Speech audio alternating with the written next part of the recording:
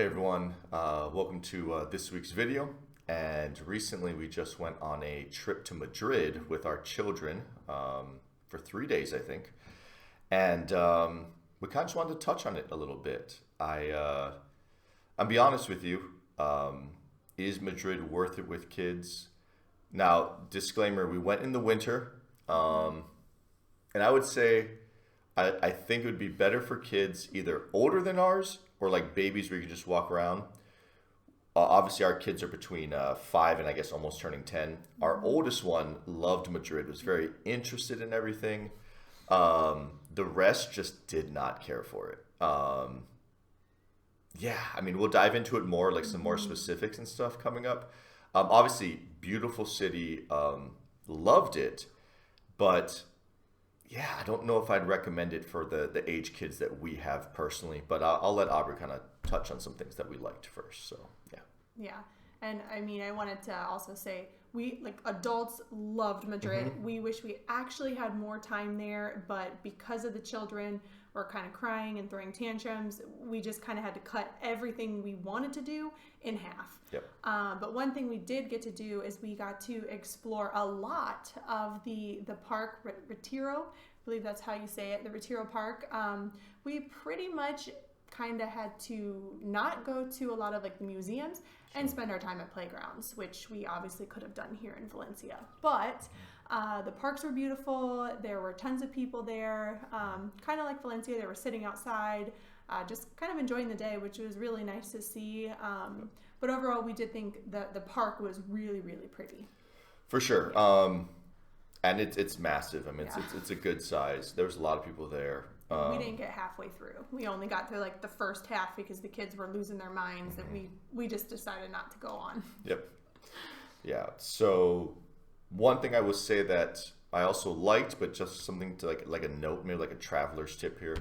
The train system in Madrid is pretty easy. So we took the train, one of the new high-speed trains actually, from Valencia to Madrid. I think it was like $10 each way for us. One little tip, I didn't sign up for the baggage, like XL baggage, I guess I want to say, because I just thought like, oh, I'm not going to take these massive suitcases. We did take bags that are barely bigger than a carry-on, and I forgot that we're in Europe, right? Like as Americans, we're like, that's a small bag.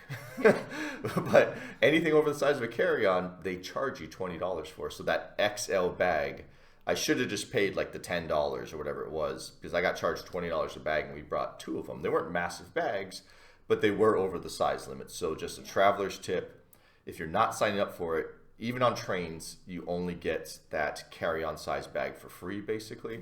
But back to the main point at hand is the train system, very easy, obviously harder than Valencia's because there's way more trains and stuff. The one thing I want to say is that it wasn't a problem for us because we have a Spanish phone number and I had data. But the first train that we got on from the train station to head into the heart of Madrid was an older train. Clearly, it was one of their first lines that they had, which is not a big deal. The issue was that there was none of the electronic signs to tell you which stop was coming up next.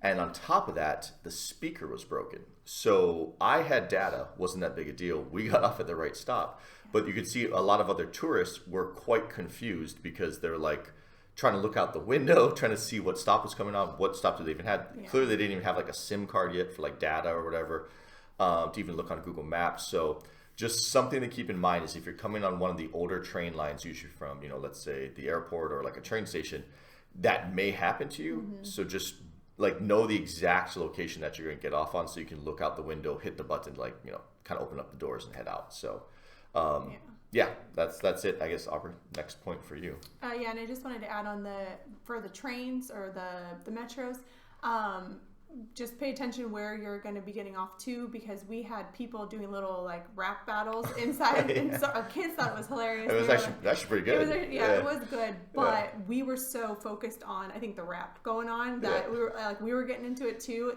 Like, I don't know, sometimes you just got to pay attention and not focus on what's going on. That's funny. Yeah. I forgot about that. Yeah, it was really cool. Yeah.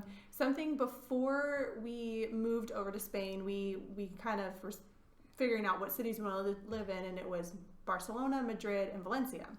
And the reason we didn't choose Barcelona or Madrid is we thought they were going to be just massive. In my mind, I was thinking a massive city. So I was like, nope, I don't want those. Let's go Valencia because it's the third largest. Yep.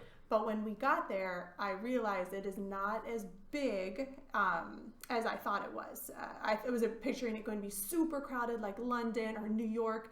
And for me, in February, I felt it was barely more crowded than Valencia. Yeah. So I just thought that was really cool. We felt super safe. My kids were still able to run forward. Like London, they are not. They have to like be hand in hand. The one thing I did not like though is Madrid's sidewalks in the areas we were is super narrow. So we couldn't hold our kids' hands side by side. They were we were kind of like in a line. And if we did go side by side, like I all ran into all of the poles that were sticking up on the side of the ground all the time, like blasting my knees. The kids ran into them. It's just something we weren't used to because Valencia sidewalks are huge. Yeah. So yeah, just wanted to add that. Yeah, and to touch on that, obviously Madrid has newer areas with very wide sidewalks. So we're not saying all of Madrid's like that. Where we stayed, I don't know if it was like older part of town or whatever, it was a beautiful area. Loved it. But they did have some wider sidewalks, and then literally like one person, we have to single file line, the six of us like walking. So yeah, but overall, one thing I have to add to that as well on top of that is Madrid is very vast. Like we could see parts of Madrid I couldn't even imagine walking to it. Where Valencia, I could walk that, I don't want to, but I could take 20 minutes on my day to walk. Sure. I don't know how long it would take to walk end to end to Madrid. It is such a vast city.